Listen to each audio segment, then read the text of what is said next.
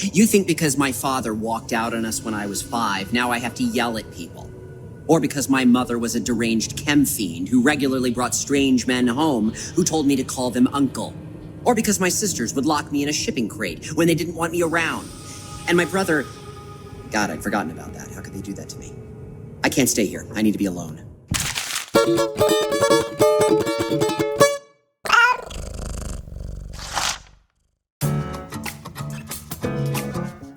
Have you heard of Fallout New Vegas?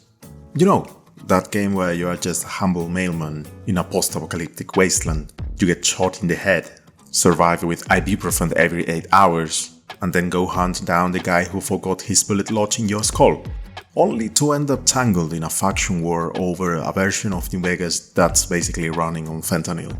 More than usual, at least. And then you have to decide who wins. An outdated, broken system, another outdated, broken system, a narcissistic millionaire, sorry for the redundancy, or yourself, because hey, you bought the game, so everyone else can deal with it. That game that redefined how stories in video games could be written and became a full-on cult classic for some people. Yeah, that's the game I'm here to talk about today. And no, I'm not here to review the game and tell you how good it is, or at least not every 5 seconds. Today I want to talk about what I think Fallout New Vegas can actually teach us about life, because just like books or movies, video games can explain complex ideas in simple ways that we can take into our day-to-day. Just to be clear, I'm not talking about how to make illegal substances or improvised weaponry. Will there be spoilers? Yes. Will they actually ruin the game for you if you haven't played it?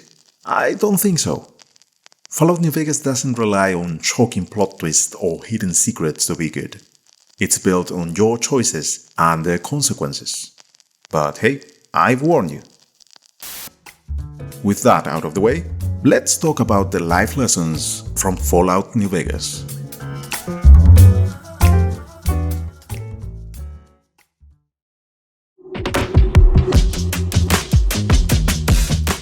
In a society obsessed with instant gratification and easy pleasures, New Vegas decides to teach us patience and perseverance. Because trust me, you are going to need both to make it work. Ever since its launch, New Vegas has been packed with bugs that make the game unstable, putting it gently.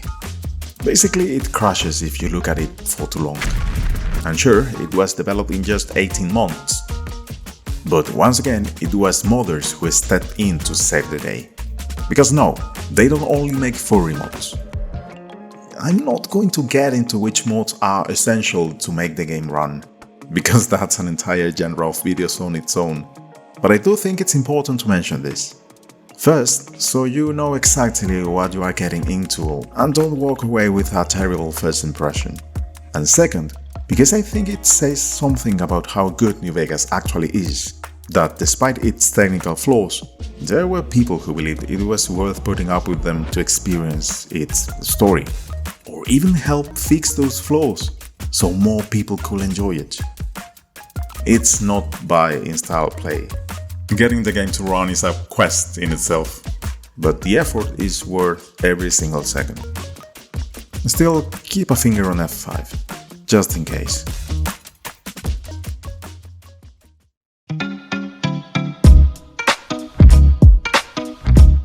Fallout New Vegas also teaches us how politics work, or more accurately, how they usually don't.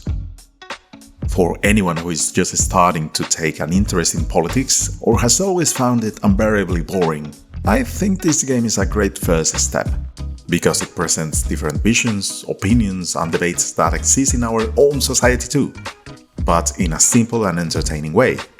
Not that kind of entertaining, but genuinely interesting, and actually giving you the power to influence things. First you got the NCR and the Legion. The NCR wants to bring back the old world democracy and the system that existed before the bombs, because surely this time it will work, right? The Legion, on the other hand, is basically a group of Roman Empire cosplayers who try to bring order to this broken world through authoritarianism and brute force. Both factions represent the classic debate about how much weight bullets and words should have when we try to impose stability and justice. But they are also more than that. Throughout the game we see that the NCR isn't just pretty ideals.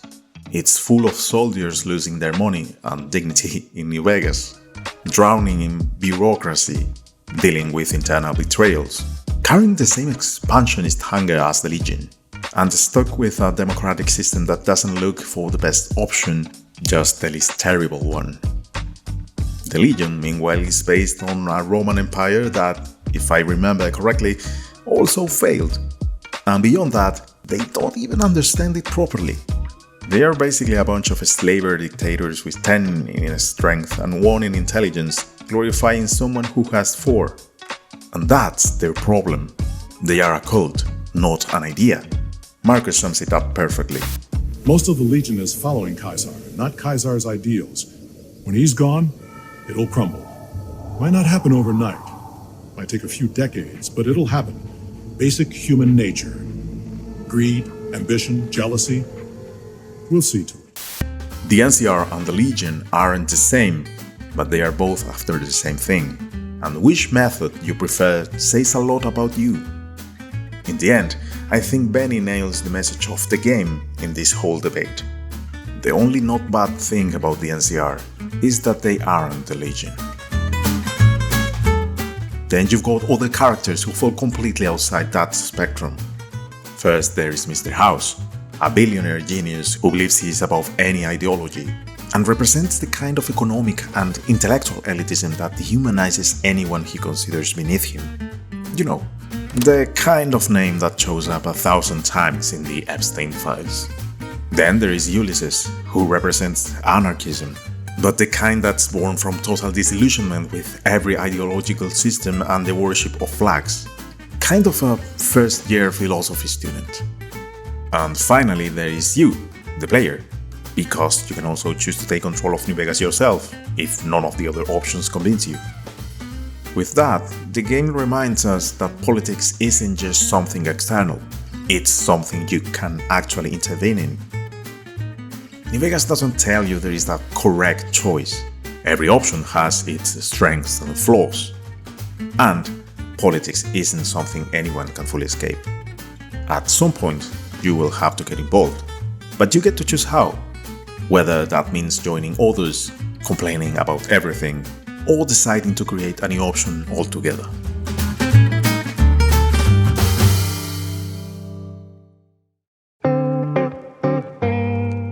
Good and evil are common themes in video games, usually presented in a very binary way. But Fallout New Vegas teaches us to accept that it's not always easy to tell one from the other. In Vault 34, you have to choose between saving a small group of survivors from dying of radiation poisoning or preventing the contamination of the crops that feed the entire NCR. In Freeside, on one hand, you've got the followers of the apocalypse, using their knowledge to keep poor people healthy. And on the other you got the Garrett twins and their casino, whose entire business model is making the poor even more poor. And yet, you can make them cooperate, because in the end, they both want a Freeside worth living in. They only differ in how each one uses alcohol to help people. Through Arcade's quest, you learn more about the Enclave, the dark antagonistic faction from Fallout 2, and discover that, even there, not everything was cruelty and malice. The super mutants who once threatened to wipe out humanity now seem to be the only ones genuinely seeking peace. In Vault 11, they sacrificed one resident every year simply because the rules say so. Until when almost no one was left, they finally stopped and discovered it was never necessary. That the real test was seeing how long it took them to end the massacre. But would you have acted differently? Personally, I don't want to find out. You can even see this in the game's mechanics. There is a karma system taken from the earlier Fallout games, but it really doesn't matter whether you are good, neutral or evil, because each path has its own benefits. And the most morally ambiguous choices won't give you points in any direction. They'll just linger on your conscience and keep you awake at night. There is also the reputation system. which shows how each faction feels about you, and how, no matter what you do, you're basically doomed to upset someone, because what's good for one group is bad for another. Good and evil coexist in this game. They blend together, and it's up to you to color your decisions however you want, or justify them in some other way, beyond morality. Nothing is absolute, except whoever created Cazadores. That person is the physical embodiment of pure evil.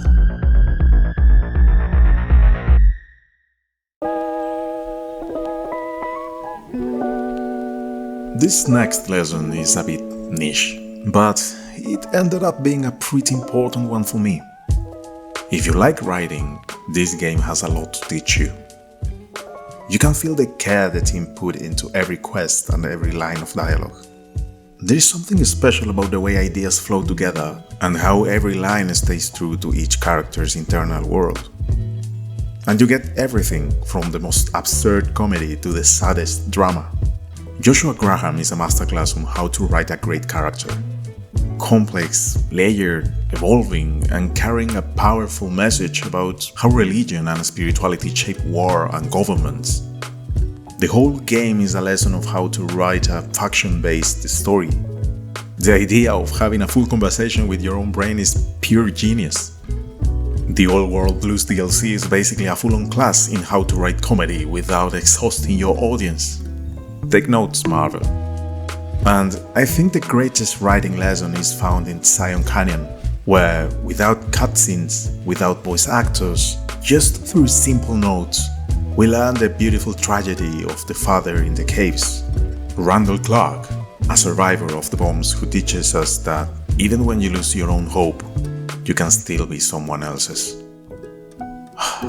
It seems like it's starting to rain again.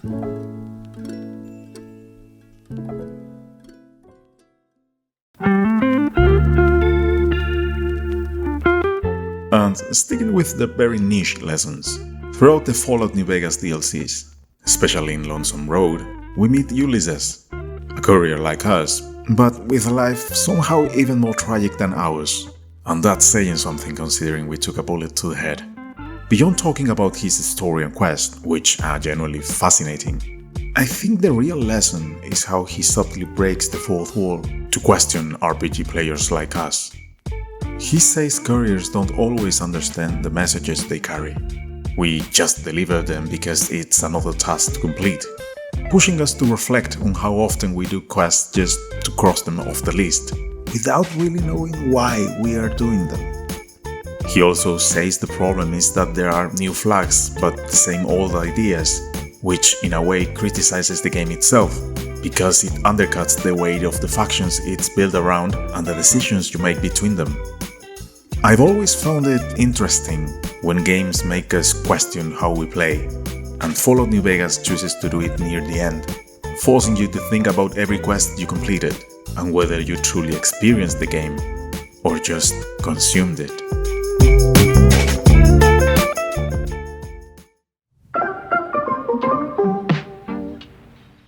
To wrap things up, I think that if Fallout New Vegas is going to teach you just one thing, it might be this. What you choose to bet on says a lot about you. And no, that wasn't a sponsored mention of an online betting site. In this game, you are constantly placing bets on what you believe is the right decision. Who lives or dies, who becomes your ally or your enemy, who should rule New Vegas. And I say bet because most of the time you genuinely don't know what the long-term consequences of your choices will be. That's usually outside your control, and New Vegas reminds you of that over and over again. But that's life too. Every bet you make from the beginning to the end of this game says something about you. Not because of the final outcome, but because of the intention behind your decision. Even betting your time on trying this game without knowing whether you will like it or not is a bet that says something about you.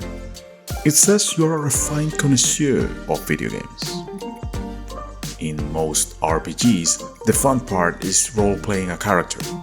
In Fallout New Vegas, I think at least once in your life you should play it as yourself, because you will learn a lot about who you are, for better and for worse. I recently watched the Fallout series, and there is a speech from a war veteran that sums this up perfectly. Living is just hoping you bet on the right side. And now I see it. If there was one place in the world to learn that lesson, it was and always will be Las Vegas.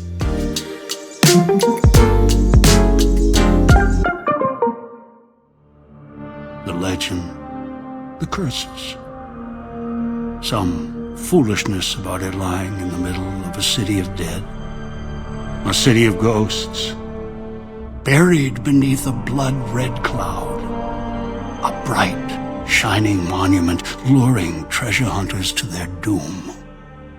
An illusion that you can begin again, change your fortunes. Finding it, though, that's not the hard part. It's letting go.